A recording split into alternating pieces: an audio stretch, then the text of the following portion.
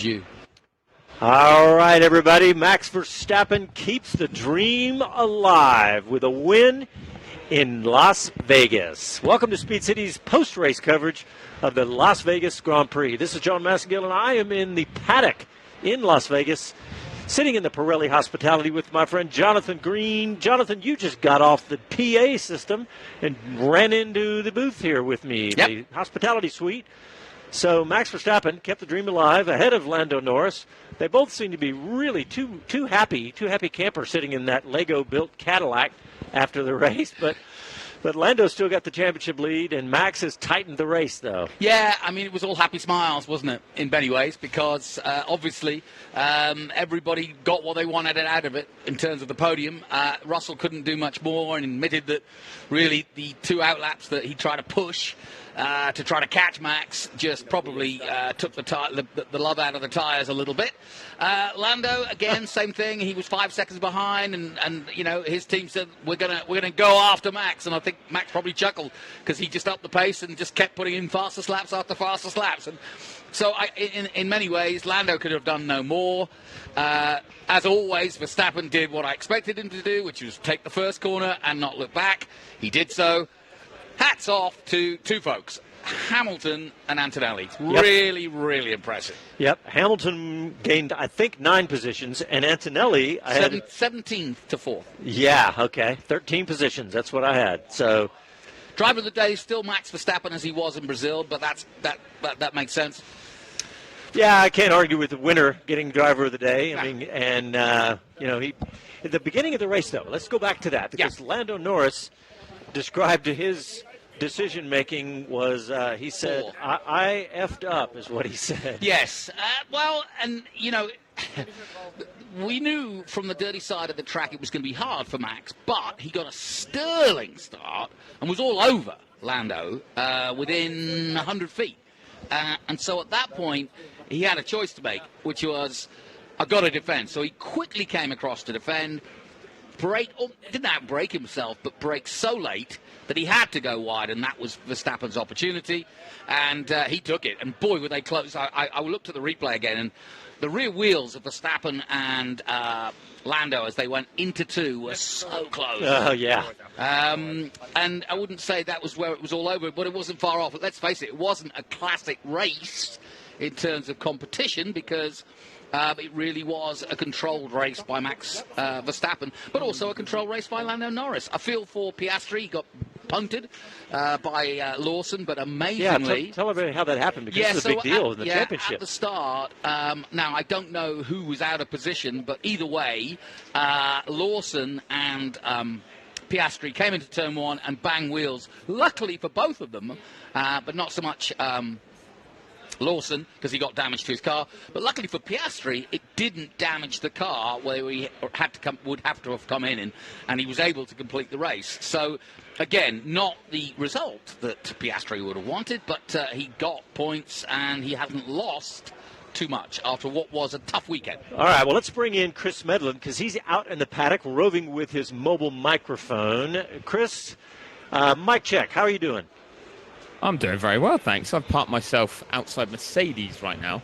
There's a team principal not too far away that I might just grab a word with, because I agree with what you guys were just saying about one of the standout performers of that race was Kimi Antonelli. I mean, what a drive that was to get himself 5th place.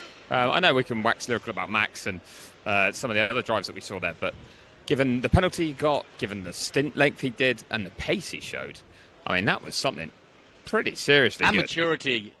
Yeah, and maturity against what? Charles Leclerc and Piastri. Come on, those are two very, very well embedded drivers. And for a rookie at his first time at the track, that's my driver of the day for sure.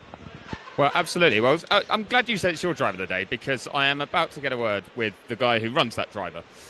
So yeah, I've got Toto Wolff in front of me, just doing a few photos with fans. Toto, in the studio, they were just saying that their driver of the day was a certain Kimi Antonelli, and. What do you make of that? Was Kimi your driver of the day? Yeah, absolutely. I mean, coming from P17 to P5 with a penalty, longest stint, quickest lap times at the end, that was really impressive. I mean, he was reading George in. I mean, if he'd have started, dare I say it, further up, what could he have achieved? I mean, that performance was something special. Yeah, probably if he would have been further ahead, he would have been on a more conventional strategy, and maybe that wouldn't have been as good. So, yeah, interesting. There are lots to analyze. Well, speaking of, there's a start of the race where it looked like George was much happier than Max, and I thought he was going to breeze past. Then he dropped away. Is that really where his chance to fight the win went away? I don't know. I'm not convinced that the Reifen was that the tire was worse because of the pushing, or maybe the pushing wasn't enough. It's something which we need to look at. But I wouldn't be surprised that if the tires come back now, they're actually in a pretty good state. Yeah, it's really tough to know because you didn't get all that long running. But leaving here with a podium and with a 5th place with Kimi, strong points in P2 in the Constructors' Championship. Is it job done, or is it a bit disappointment given the form you showed here 12 months ago? Well, of course, I think the result is respectable, but not as good as it was last year. P3, P5, nevertheless, you need to take it. Good points, good points, but not enough to go to Qatar or to Abu Dhabi and say that's it. I mean, I think it's like 25 points or so. Is it more? I don't know. I think it's more. I think you're into the 30s now. So it's still not enough. A full weekend is what? 43, and then if you add in a sprint, you could add another 15 to that, so 58. So let's stay both feet on the ground, go to Qatar, do a good result, go to Abu Dhabi, and then finish off a respectable second. Well, to finish where we started, something that wasn't respectable was Kimi's drive. One of your team members just said to me that we're starting to see the real Kimi. Is that fair to say? Have you seen him step up now? Is he delivering what you hoped? Yeah, it's getting better from race to race. Yesterday he deserved a much better starting position than where he was, because it was just one mistake that cost him that. So overall, yeah, he's coming. We never doubted that. We look forward to seeing how he does. Thank you, Toto. Thank you. Oh, that was really good discussion, Chris. By the way, the standings are the driver standings. I saw you all trying to grab that number. That Piastri and Antonelli is at 132. Hamilton 149, Leclerc 222, Russell 291. So, but yeah, you have Jonathan, don't you agree? Though that's the one I think that's the one he's looking for. Is Mercedes back to Red Bull or Ferrari? I think it'll be Red Bull, won't it, with the result today? Yeah, sorry. Let's see. Constructors, we've got. Let's see. Just putting you on the all spot. Right, sorry. So John. McLaren, no, it's all right. McLaren 423, Red Bull 391. And Ferrari 371. So Mercedes, that is 423, 391. So 32 points. So I was right and Toto was wrong. I love it when that happens. You are the king of real-time math. But Jonathan, don't you love the fact that I love what his teammate was saying, that he's coming into his own. This is the real Kimi, right? And let's not forget, he's a teenager. Yeah. I mean, it's really impressive. Really impressive. And, I'm not going to put the marker on him, but, this is the sort of way that Hamilton arrived in Formula One, and this is the sort of way that Verstappen arrived in Formula One, and it's taking Antonelli a little longer, but my word, he's here. You can really feel a 22-race season right now, because we've seen driver involvement. I mean, look where Piastri was. We thought Piastri was just literally going to run away with this. Yeah. And we saw, look where Lawson was after 2 races after leaving Red Bull. We thought he was going to just take his toys and go home. Yeah. I mean, so many we drivers. thought Hadjo wouldn't get out of Melbourne. Exactly. Because he threw it down the road. And this 22, we got 2 more races to go, but Chris, it's been fascinating. Bob Varsha just joined us. So go ahead, Bob. He did? I know him.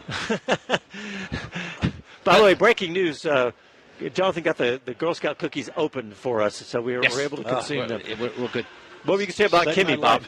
No, I agree with everything you're saying about him. I had to stop by about 5 people coming over here asking, what'd you think of the race? What'd you think of the race? And I'm not sure what I think of the race. Obviously, it was exciting in the first couple of corners, but after that, it got kind of quiet, kind of processional, which was kind of too bad. Yeah, I agree. Yeah. There was some fun there with some position switching with Hamilton making his way forward and Leclerc getting involved in, a group of 3. Well, can't remember who was in it, but I thought we were going to get a huge battle there with Alonso and Hamilton. Remember that? Yeah. They were going at it pretty good. I thought we were going to get a big battle there. Kind of ironic going back to their McLaren days. Yeah. I practically wrote a book trying to make a little comment about that. So there was a lot going on at the beginning of the race. Obviously, we talked about Lando Norris going too deep, getting a little too greedy there, too punchy. And but Bortoleto really, what was your take on Bortoleto's first lap there, Vinny, turn one there? We didn't see it. We didn't get to analyze it the way I wanted to analyze it, and I really don't know who to apportion blame to. It looked like a bold move inside to me. Yeah, I tell you what I was more concerned with was the marshal still on track, pushing him as they were coming right. That was just wrong. You don't send marshals out on a hot racetrack. Well, it wasn't a hot racetrack. It was neutralized, but that's still a lot of cars and a lot of danger. I mean, that's 2 races in a row now that we've had. Go ahead, Chris. I was going to say, but it wasn't neutralised, was it? That was the problem. They were still racing yellow flags only, but there's no safety car or virtual safety car at that point. And what came up on race control, just before they all completed the first lap, was that the track was clear in Sector 2. So where the marshals were on track, it stopped being a yellow flag and started saying it's clear. So that's what really angered me, because the message that went to the teams and went to the drivers was clear track in that section. And then they arrived there 5 seconds later, and there's marshals still running towards the barrier. What if one car has a failure at that point? Right. We saw Liam Lawson with damage. Say his suspension went. We saw Chloe Chambers in the F1 Academy race have a suspension go at that very corner. Now, if that had happened, it's like bowling balls and Skittles. That blows my mind that was still allowed to happen. Human Skittles, it's just not right. Yeah, I'll be asking questions about that one. But beyond that, I thought the rest was actually fairly well handled. But that bit, frustrated me, so I had to get on my high horse. No, I'm with you, Chris. I don't like to see that. Really don't. I mean, Formula One has been so fantastic about security and safety and all those things. And 2 races in a row now, we've had some really scary moments. I mean, they weren't down to the millimeter, but still scary. Yeah. Did you boys feel the fireworks going off? Oh yeah, I thought it was.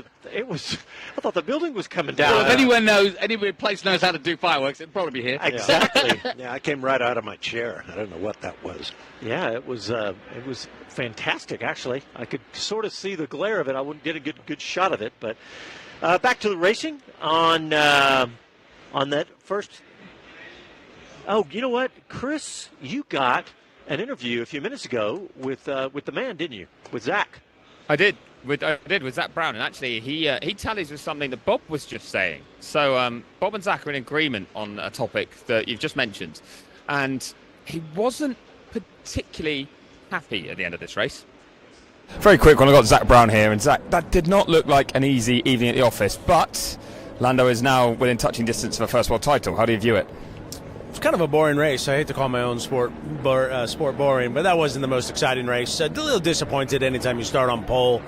You want to win, but Max had us covered today. He was in another league, and difficult starts for both cars for different reasons. So, good to get it done. Good points. 2 to go.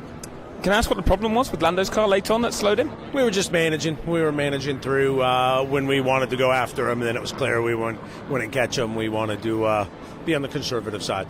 Yeah, you seem a bit down. I know you want both drivers to do well, but Lando is now, 30 points clear of Oscar, 42 ahead of Max. He can wrap it up in Qatar. I mean, why the demeanour, dare I say it?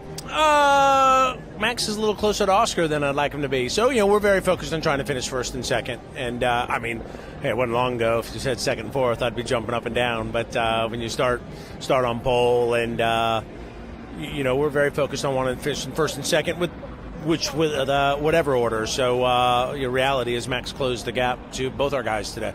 Well, yep, still over 2 to go, but we'll see you out in Qatar. See you there. And I totally understand that, because that is the fear.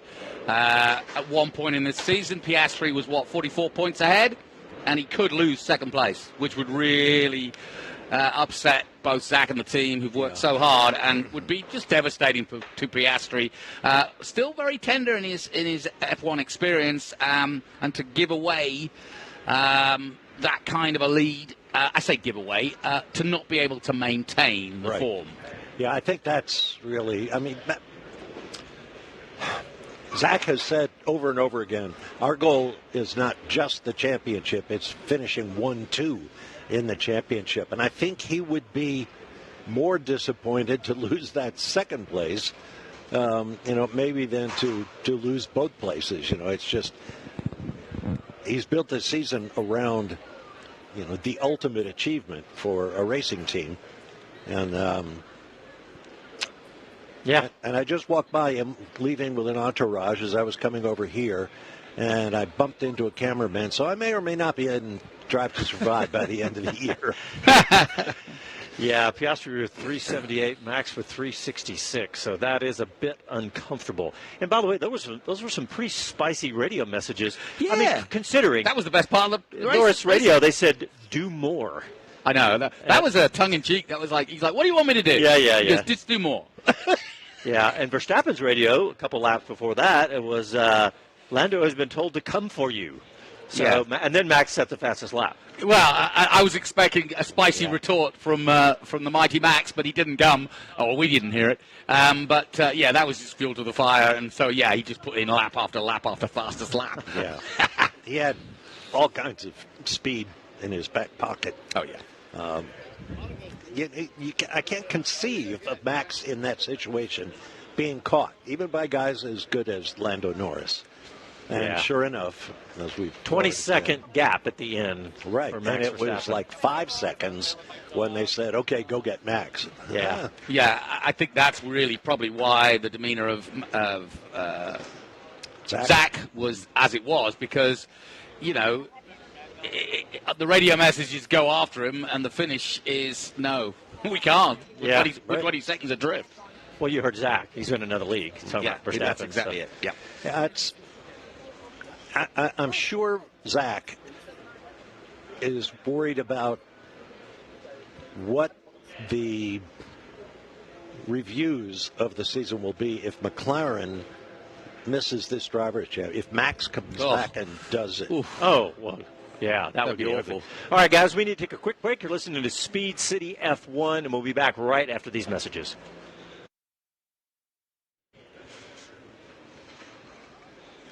All right, let's check in, YouTubers. You know somebody? All right. I got the chat in a weird angle here. Todd Dauber says, simply lovely, unless you're looking for an exciting race. Yeah. Yeah. I'd like to see the overtake statistics compared to the first 2 years, because the first 2 years were awesome. Tim says, not much drama after the start. Kimi drove his ass off on those older hard tires. Gosh, how many laps? It was like, I wrote this down. At lap 42, Antonelli was 39 laps. So, I mean, what is that? A mid-40s, upper 40s. Let's see. Kevin Kelly says, midnight, guys. I might not make it. Start now. Yeah. I don't know when that was for Kevin. Oh, that was 18 minutes ago for him. Let's see. Yeah, Joe says it got boring there. Barely made it. I might fade away. Well, let's see. How many? I can't even. Got YouTube messed up. I can't really see what's happening with it. Yeah, the more I think about if Max can pull it off, and it certainly looked tonight like he could. Yeah. I mean, Zak knows very well it's going to be considered, one of the bigger collapses of a team effort in Formula One history. And What are you laughing at? because Medland just put his head round the door. Oh, he's His bonce inside. His bonce inside, but especially it'll be more embarrassing because we've spent the whole season listening to Zak going, "Oh, papaya rules. We want him to race. We want him to race," and it's going to end up with egg on his face if Max does, because some of this finagling of let so-and-so through and let him pass, and right, it'll bite them, and we said it could. It's one thing to have two competitive athletes taking points off each other in the championship. It's a whole different story when you when you choreograph. That's exactly the right word. Choreograph. One of your athletes. We have a comment from the unofficial president of the McLaren fan club, Andy P. We'll get to it in the next one. Here we go. Coming back.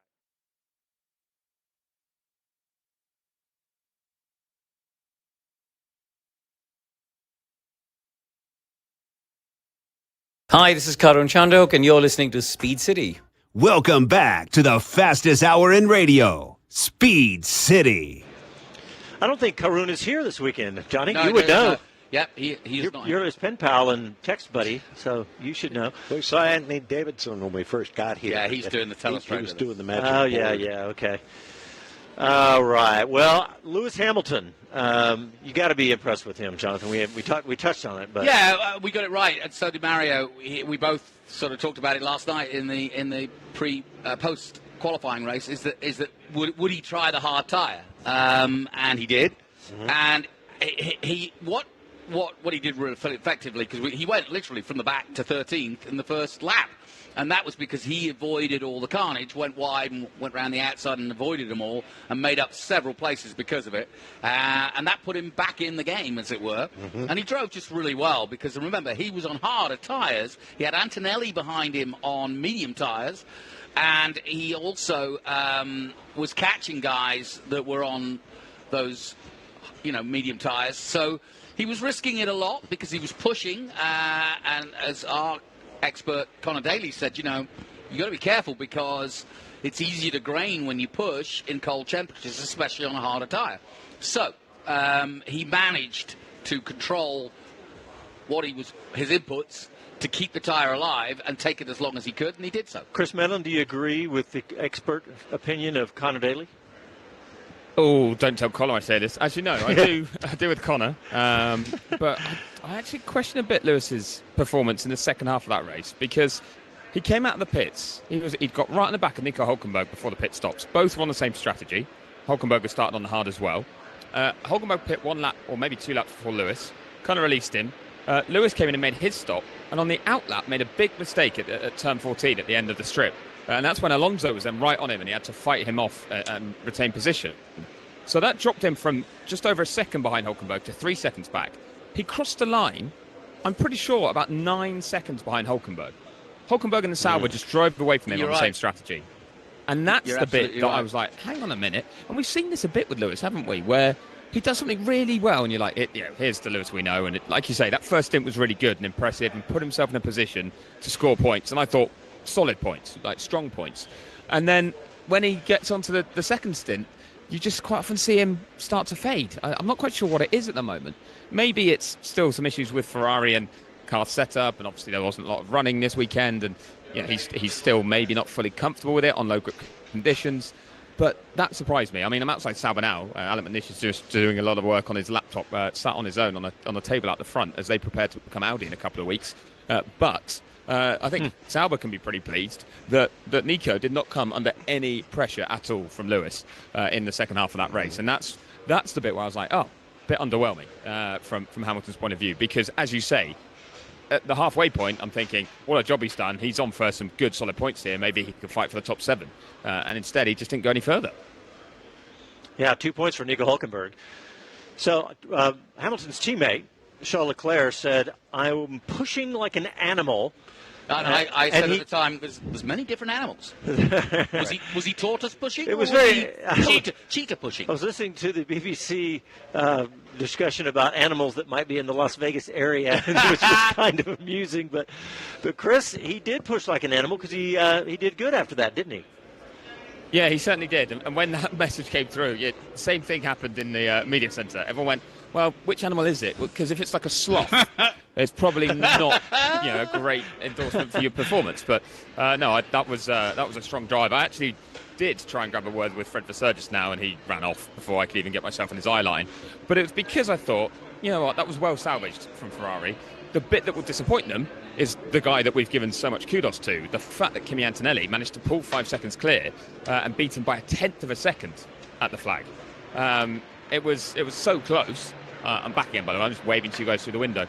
But yeah, it was so close there. And the fact that Antonelli like Fred was able to show that pace. Later. Run like a cheetah, not like a sloth. Sorry, Claire, go ahead. Definitely not like a sloth. I'm moving like a sloth right now, to be fair, just picking my way through traffic. But I think that was the bit that, again, will probably disappoint Ferrari, that when it came to crunch time at the end of the race, didn't quite have it in there either. So maybe that also, giving Hamilton that criticism, maybe it was that the car on the medium tyre just wasn't quite as strong or as happy, or just on lower fuel wasn't quite as good. And that's why Leclerc's progress kind of stalled at the end. And he couldn't get past Piastri, but he also couldn't keep Antonelli within those 5 seconds. But still a good recovery. But I don't know, P6 from P9, with the pace it looked like he had, as you said, in that first part of the race, just feels like it was offering more at one stage. Can I make a team of the day request? Sure. Well, for the weekend, I would say the team of the weekend was Pirelli. Okay. Because they let us use their booth to broadcast from? They're putting you up. But no, I just think that the conditions couldn't have been worse. You didn't have a complaint from anybody about the intermediates in the wet or the wets in qualifying. The choice of tyres was spot on. Mario explained it to us. And the hard tyre did do what it said it was supposed to do on the box. These were the tyres that were brought to Singapore, so I was kind of quizzical because it's a completely different race, although a similar circuit, but different temperatures. Opposite spectrum there. And so, to be honest, if I were Mario Isola tonight, I'd be pretty pleased that I provided what I'm there to do, which is create a good race where nobody complains about what they had underneath them. And you were talking about Mario Isola, who's the head of Pirelli Motorsport, and he was on the pre-race show, the post-qualifying show, and he had a bunch of really interesting things that I'd never heard about. He talked about the laboratory that they have here on track. You need to go back to either our podcast of the post-qualifying or our YouTube channel and watch that and listen to it, because he was very insightful. There he is right there. He's just walking across the room. He was very insightful, and I thought that was some good content. We'll probably pull that out and put it out on social or something. Plus, I've just eaten all their licorice, so I had to say something. And the food in the Pirelli hospitality is highly recommended. For all the listeners that are going to get that opportunity. But I do agree that actually it's the best food in the paddock, to be honest. Lunch in that place is something special. So when I'm late to pre-race show sometimes, it's just because I was actually having lunch at Pirelli.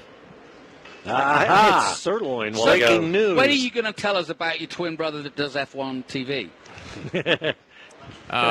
He's just not around this weekend. He's heading straight to Qatar. You'll see him there. Okay.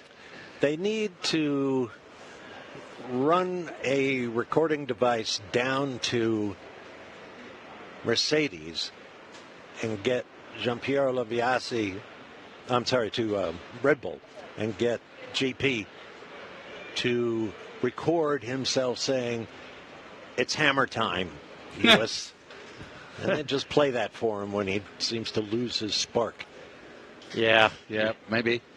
Yeah, it couldn't hurt. I looked for a bunch of fast pit stops today and didn't see too many. Russell had a 2.2. Piastri had Sainz had a 2.6. Fastest in Brazil was 1.95. Sonoda. I didn't see them all though. I didn't catch all of them. Nobody went under 2 today. Yeah, I don't think so. Max had a slow one at the end on lap 25. He had at the end, halfway through.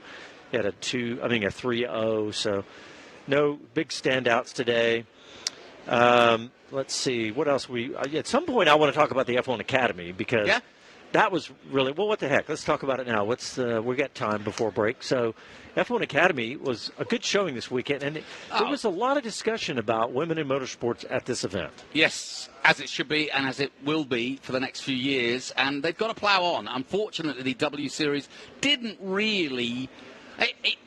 It moved the needle slightly, but not enough. And I think the addition of putting the Academy with the colours of the F1 cars, big step. And also, therefore, including the women in the, in the garages and getting advice from, and also great to see the likes of George and Antonelli greet Dorian Pan at the end. I think that crossover has moved the needle. And now we also, with Lego and Amex and Puma, have got, and of course, Charlotte Tilbury, who was the first major female product. We got Weller, I noticed that, hair products now. Yeah.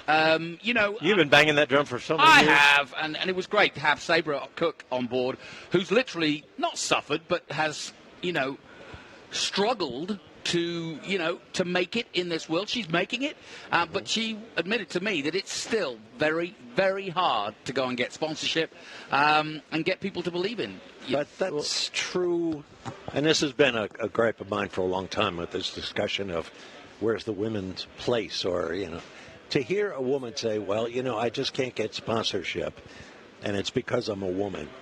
No. Doesn't hold water I anymore. don't think so. No, Well, there's I know, you hear this. 1,000 talented young boys out there Yeah. who would also like to, They all have say a this. career. All the drivers say the same thing. Money's just hard to find, period. It has Yeah. nothing to do with your gender. And it's astronomical money you're looking for. And do you remember this scene, Jonathan, on my phone, when there was a giant celebrity in the paddock in the F1 Dobrev. Academy? Because Nina Dobrev. I didn't know who it was, and my daughter said she's from the Vampire Diaries. Yes, and correct. She said every girl, young woman of all ages here, know who she is. And so what I like about that is that they're showing up to support these drivers. And she also gave out the prizes. Yeah, and the series. And, at the F1 Business Summit, hopefully Chris will remember some of this too, is they had someone from the NBA and the WNBA there, and there was a lot of comparisons to how the NBA, the WNBA, struggled at the beginning. And it was like a touch and go for a number of years. And the fact that they now have huge numbers, and hopefully that the F1 Academy can do something similar. Right. Well, you have to think, and you mentioned the WNBA, but I will mention women's soccer, both of which have exploded. And now you wouldn't even doubt the amount of money that soccer players, especially the USA team, have made. And, those two sports have exploded onto our world, and we're now all looking at those teams and those sports. And I think motorsport's next for the women. Yeah. One more point about the F1 Academy race. If you took the radio transmissions that were made public for the F1 Academy and the Formula One World Championship race, put them side by side, you'd find out that the women's language is every bit as colorful as the men. And to me, what that translates to is they are just as competitive and Yes, want they to are. win Sure. just Oh, as yeah. badly. I mean, it's no different. I don't know why we're even. I know, in a it's way, not- It's. I mean, if you've ever seen, I've been around horses all my life, and riding and competitive racing of horses and steeplechase and so on. The women are just brutally tough in those sports and other sports too. But. All right, well, we got to get a quick break in, and you're listening to the Speed City F1. We'll be back after these messages.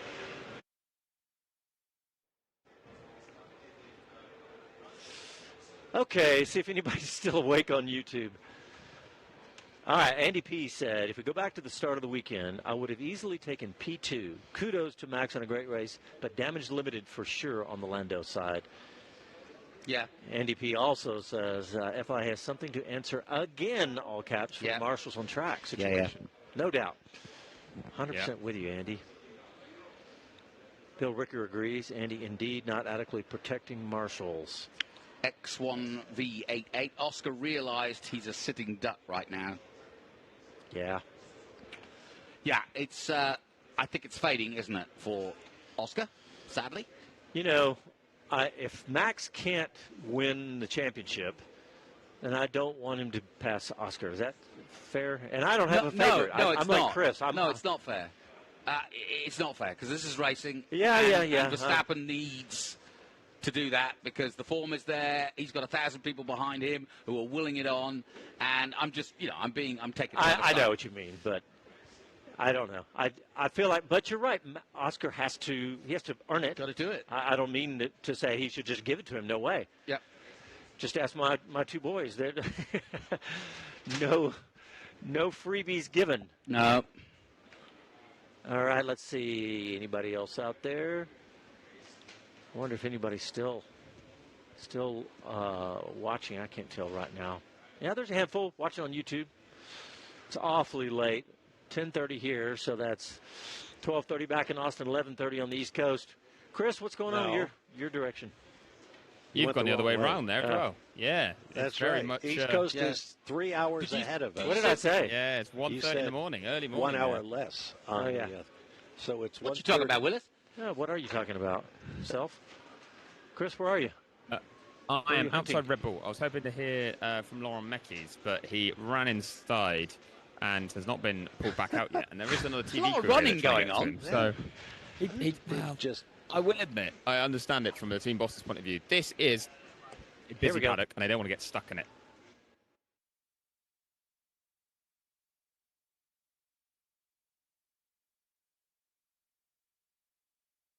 Hi, this is Max Verstappen, and you're listening to Speed City. Welcome back to the fastest hour in radio, Speed City. I was in the elevator, and two groups of people came on, separate groups, and they both had Red Bull gear on. And so I just quietly went, doot, doot, doot, doot. And everybody in the elevator started in, dude, Max Verstappen. It was great. It was great in the elevator in the hotel last night. See, I'd have gone the other way. How about Yuki? Well, welcome back. We're in Las Vegas in the paddock after a Max Verstappen win ahead of Lando Norris and changing the championship complexion. Next week, Lando could win the championship. Yes. He has to be, let me be sure if I get this right. Chris, you're the math expert here, apparently. But lose no more than 4 points to Oscar Piastri over the next, over the sprint and the Grand Prix.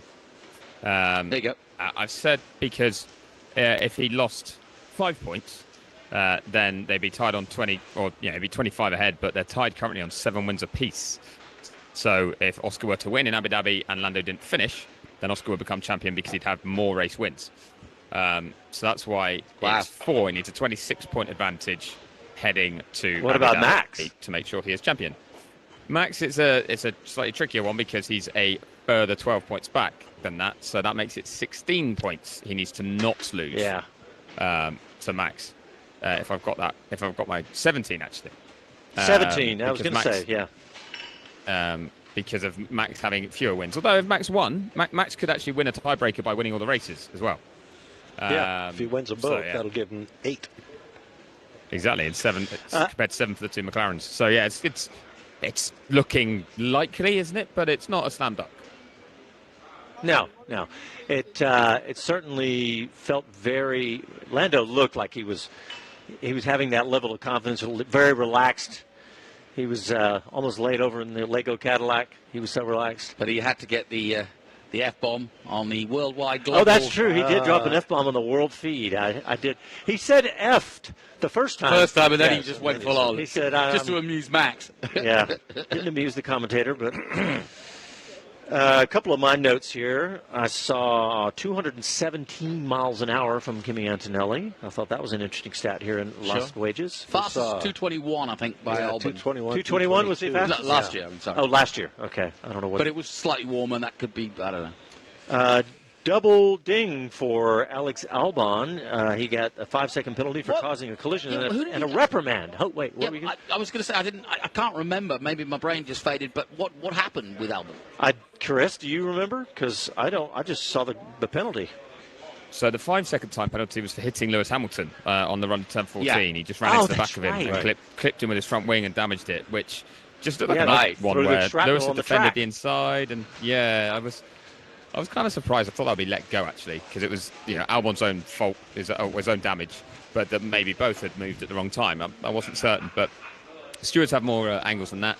Didn't get a full explanation on the starting restart procedure. infringement, but that sounds like he maybe was in maybe the wrong mode, or he'd done something that wasn't deemed a sporting issue, seeing as he got a reprimand for it.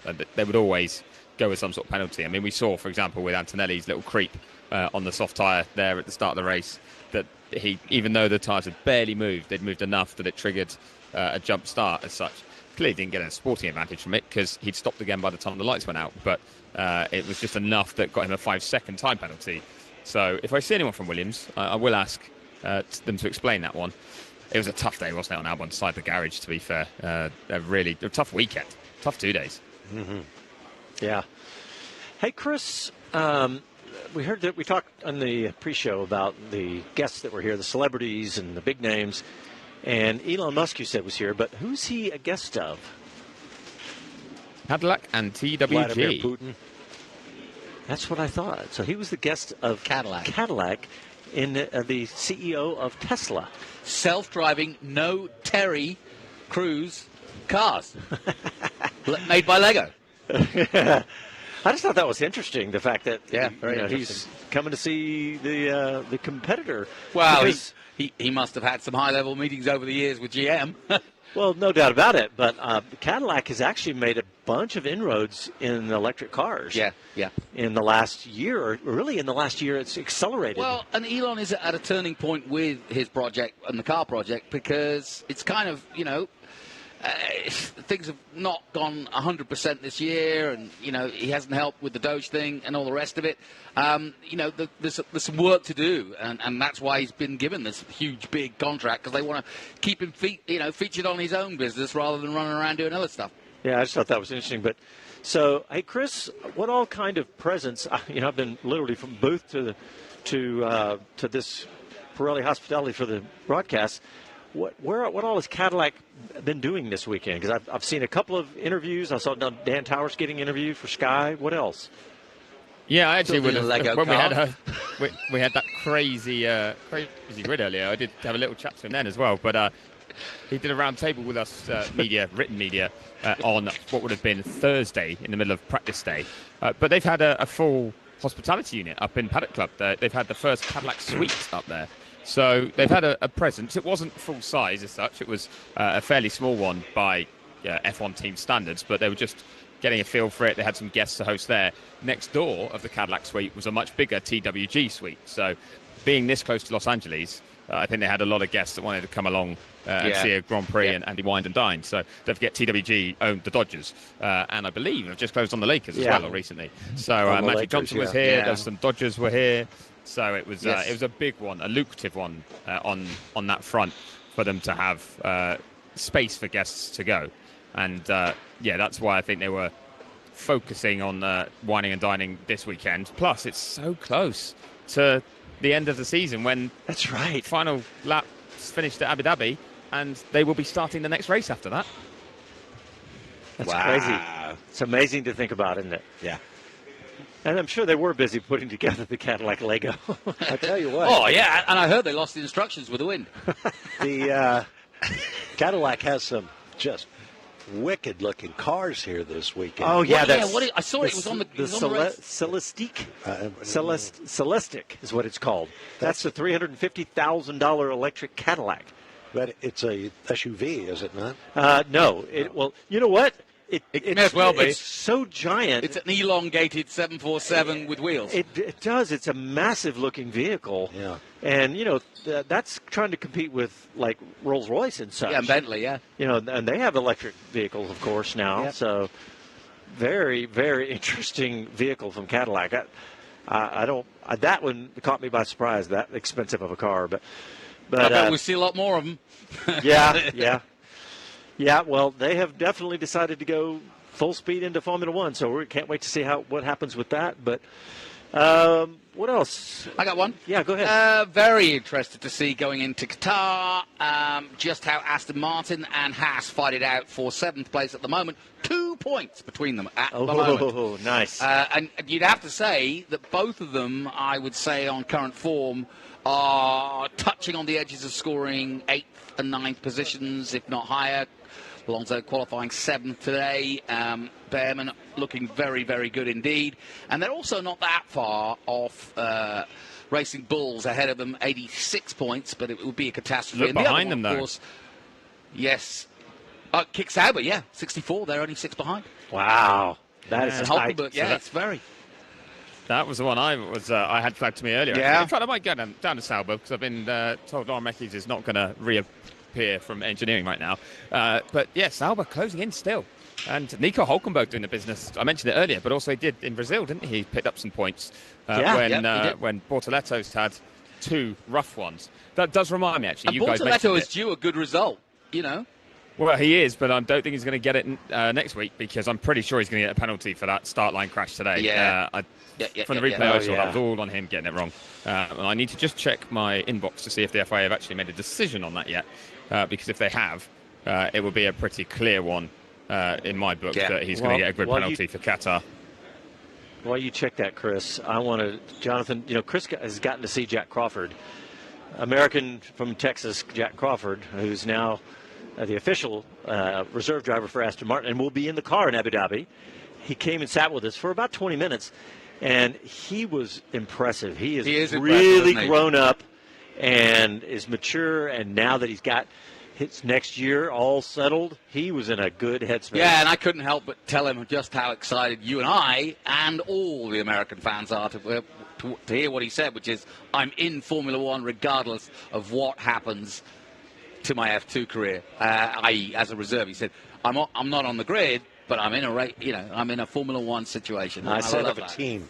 Yeah, I said earlier, go back and listen to Mario Isola from the post-qualifying show. Go back and listen to Jack Crawford's interview in our pre-race show because it was really impressive. He sounds really, really confident and mature and relaxed and ready to hit next season. Of course, you still got Formula 2 championship to go this season and a drive, so I'm just excited for Jack. And he's having Thanksgiving with Chris, which is nice. That's true. Yeah. Chris, any update? Did you? I'm going to be cozy. I was going to say, I've gone down to Sauber and there's no sign of Jonathan Wheatley, but I've got the answer to a question that you were all asking a little bit ago. So I've done a little bit of digging. Yes. Alex Albon's reprimand for the start of the race. Yeah. This is peak F1. Where it's like it wasn't clear to anyone at the time, but you get it explained eventually.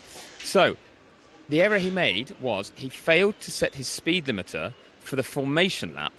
And under the regulations, you're required to have the pit lane speed limit active until you've passed the pole position spot, so that drivers can't do a full flying start. So he didn't speed. He just go ahead. Sorry, Chris. No, he did. He went 12 kilometers an hour over the pit lane speed limit when leaving the grid, and you're meant to have the speed limiter on to make sure that until you're past pole position, you can only be going at the pit lane speed limit because there's still people to the side of the track and things like that.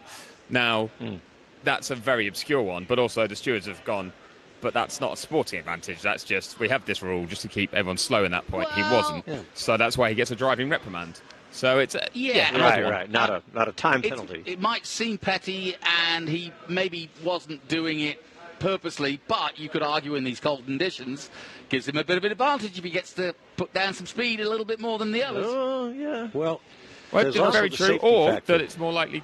Yeah, Bob's going to say it. Go for it, Bob. Well, I was just going to say I was wondering if he got any penalty points for it, but either way, it's probably safety motivated. Yeah.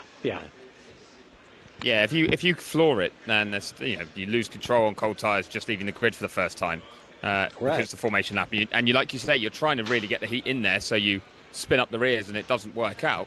Well, then that could take someone out if they're stood trackside still because they haven't cleared the grid. So I can see why that probably facilitates the whole starting procedure being a bit easier for everyone to be able to remove covers and mechanics step back to either side of the grid and let the cars pull away safely without there being any risk. But no penalty points. It's just a reprimand. It's the third of the season. So I believe that means they're not all driving reprimands. Otherwise, I think it's a 10-place grid penalty when you reach 3 driving reprimands in a season. There certainly used to be. So I'll have to do some digging to see if that is actually the case. But yeah, it's a slightly odd one. Another reason, though, that they only gave him a reprimand is because, and the team did mention this straight away, they were having radio communications issues at Williams, and they couldn't communicate with Albon using the radio. So they couldn't tell him that he hadn't set the speed limiter before he pulled away, and therefore, normally a team would have been like, "Hey, don't forget this," and they had to resort to the pit board, for most of the race. So it was probably old school for them. So was the penalty for not having the speed limiter on, or actually speeding? Speeding. It was for the fact that he exceeded the pit lane speed limit after leaving the grid on the formation lap. Okay, well, that makes sense now. So, all right, we got to get our last break in real quick. Listen to Speed City F1 back after these messages.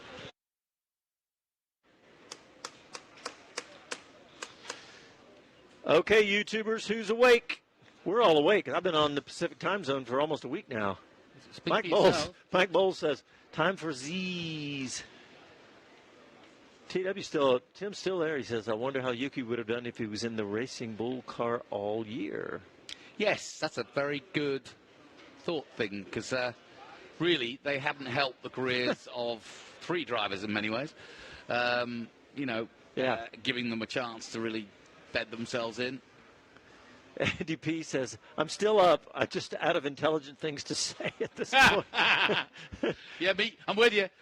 I'm all settled in, man. I'm ready to go. Where are we going after this? Man, I'm going to. I'll tell you going to Caesar's Palace? I'm going to room 601 for some shut-eye. Yeah, it's got an early flight tomorrow. Wait. Today, is it? No, it's not quite today. Not far off, but they've told us we've got to be at the airport 3 hours beforehand. Oh, my gosh. The airport's going to Are you going to try to sleep at all? That's what as soon as this is over, I'm going to try to go to bed, yeah. I don't know how that's going to be possible. The airport's going to be a disaster tomorrow. Yeah. TW's with me. He's having lunch right now over in Thailand. Yeah, he's all right. We all got to give Kevin Kelly a hard time, a slacker, going to bed. Did he go to bed? I can't tell. Call his mom and ask. I like it. All right, Chris, is there anybody out and about? There? Is there anybody out there? It's not really. I tell you who I might try if I can get him cornered alone will be Helmut Marko, because he's the only Red Bull personnel that's around. He's having a chat with some team members at the moment, but he's it's just whether he'll do one. Bomb. Yeah. But everyone's media sessions seem to be delayed, which is not helping matters. Max is just coming back actually from the press conference, but Stella's been delayed, and Laurent Mekies hasn't started his yet either.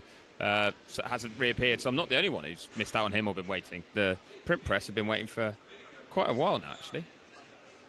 Here we go.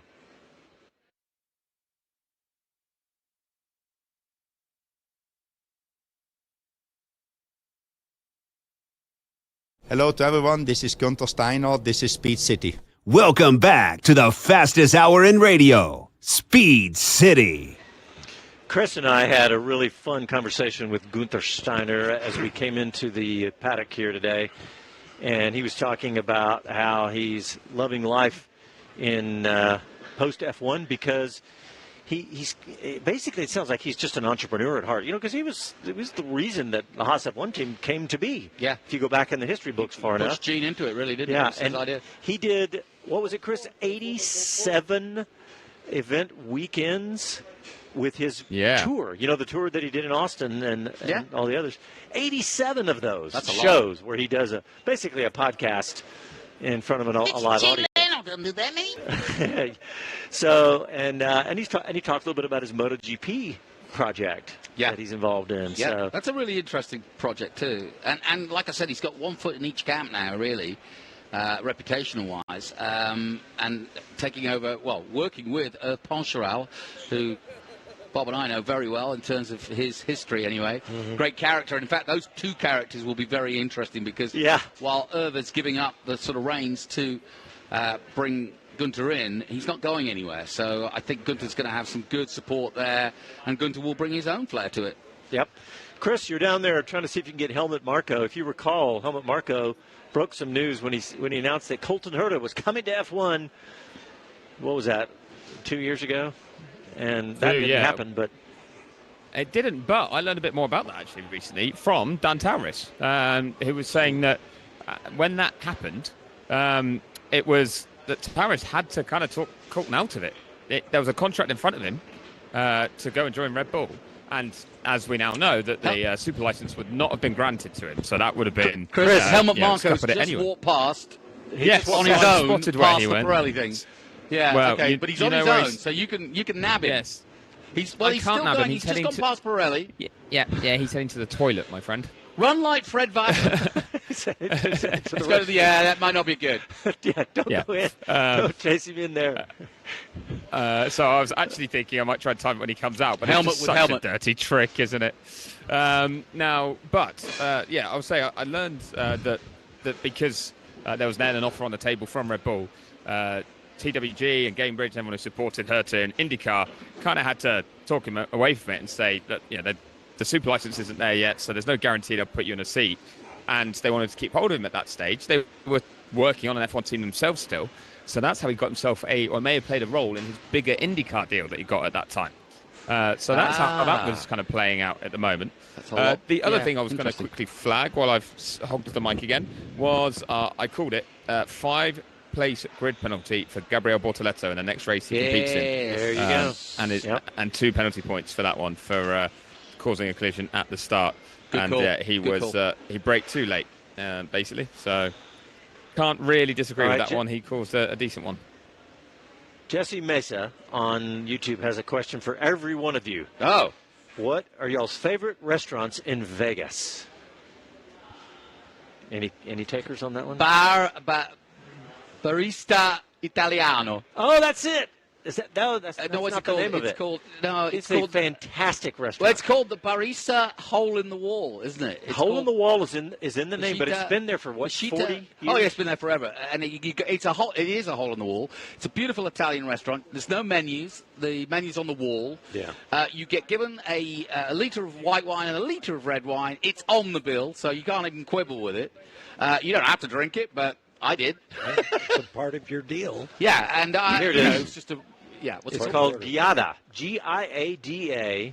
I'm not sure. Wait a minute. That's Hold not it. on. That's not it. Well, that's Sorry. mine It's anyway. Italian. It's opposite. I'll tell you where, Jesse, Yeah. where it is. It's opposite the Horseshoe and the Flamingo hotels. Yeah. And literally walking from our hotel. There's What about a you? giant sign. I honestly don't go out too much. It's so expensive here. Yeah, it is. But that wasn't too bad, and it was, not cheap, but it wasn't too That's bad. not it. You're right. We've got to find the name of that place because what was great about it, it was like you stepped right back into the Brat 50s. Pack era, the 60s is what it was. And there was pictures on the walls of all the Merv Griffin and Frank Sinatra and all the greats that have been here to the shows here in Vegas and have come and eaten a good, wholesome Italian meal.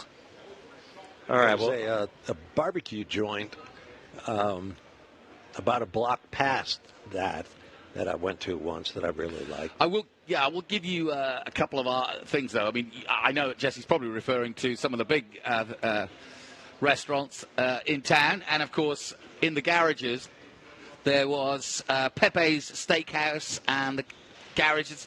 And look at Chris! Look at the so trick close. he's pulled on me, guys. You can see it. I Can't know. you? He got on the phone. He knows he's Tried not to on line the up. phone. Yeah, he's pretending. Yeah, exactly.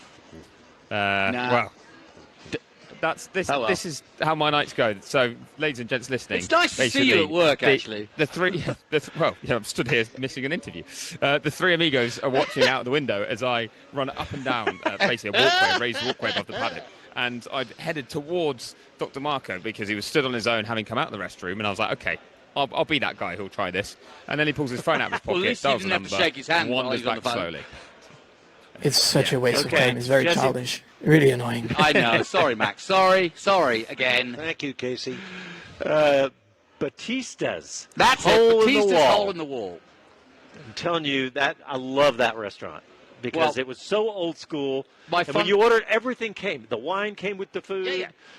Your appetizer, everything comes with one price, and you don't have to think. You just go, give me the number one, and they brought it all. It was actually really good food. I'll tell you one man who's making a killing in this town. Gordon Ramsay, my good friend from gosh, the UK. He now has 7 restaurants in this town alone. I had a burger there last year. Can I jump in, guys? Because I'm actually going to give some excellent. credit to I've had 2 different sources now mention this to me, but I think there's some concern over Lando Norris's legality of his car.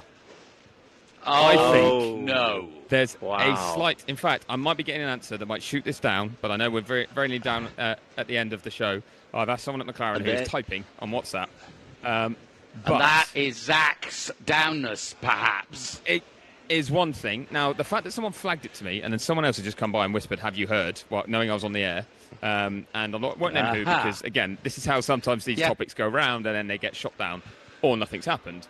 But there's been this big delay for Stella's media session too, so something's going on.